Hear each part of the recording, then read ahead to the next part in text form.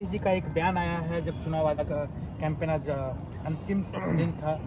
उन्होंने कहा है कि भाई ये मेरा अंतिम चुनाव है, इसको कैसे देखा जाए? देखिए, हम तो अभी जो आखिरी चरण का चुनाव प्रचार है आज ख़त्म हुआ है और चुनाव प्रचार करके हम वापस लौटे हैं और उनके बयान को हमने देखा है। और आप जान रहे हैं कि हम लगातार चुनाव में नौजवान, बेरोज़गार, कमाई, दवाई, पढ़ाई, सिंचाई के मुद्दों को हम लोगों ने उठाया है और महिलाओं की बात हमने की है। हमने नियोजित शिक्षकों को समान काम समान वेतन देने की बात कही है। हमने जितने आंगनबाड़ी, स्वयं सहायता समूह जितनी हैं, जीविकादि, विकास मित्र, आशा वर्कर, उनको जो है नियमित और मानदेय को दुगुना से भी ज़्यादा देने की बात कही है। लगभग शिक्षा कुल बजट का 22% शिक्षा का हम लोगों ने कुल बजट के 22% को हम लोग खर्च करेंगे शिक्षा में, इसकी बात कही है।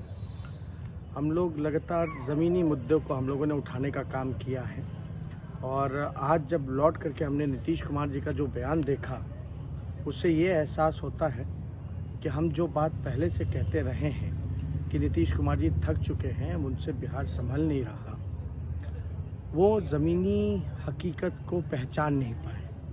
और जब आखिरी दिन चुनाव के आखिरी सभा में उन्होंने खुद ही घोषणा कर दी कि अब वो राजनीति से संन्यास ले रहे हैं, तो उन्होंने जो ज़मीनी हकीकत है, अब हो सकता है कि उनको एहसास हुआ होगा और उन्होंने आज घोषणा कर दी राजनीति से संन्यास लेने की।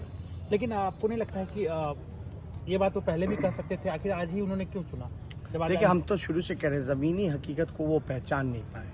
हम लोग मुद्दे की बात करते रहे, वो मुद्दे को भटकाने की कोशिश करते रहे और हम लगातार युवा, महिला, आपके किसान, नौजवान, मजदूर, महिलाओं की बात हम लोगों ने की है। जो ज़मीनी स्तर पे जो भ्रष्टाचार है ब्लॉक पे, पुलिस थानों में, उसकी बात हम लोगों ने उठाई है, क्योंकि वो कहीं ना कहीं से इस हकीकत को वो ज़मीन से जुड़े नहीं, पहचान नहीं पाए। और जब उनको एहसास हुआ, जब चुनाव प्रचार खत्म हुआ, तो उन्होंने घोषणा कर दी संन्यास लेने। पूरा घूमने के बाद उन्हें पता चला, एहसास हुआ, पूरा कैंपेन करने के बाद अब तो उन्होंने घोषणा कर दी संन्यासी लेने की। हम तो ये शुरू दिन से ही कह रहे हैं कि वो थक चुके हैं।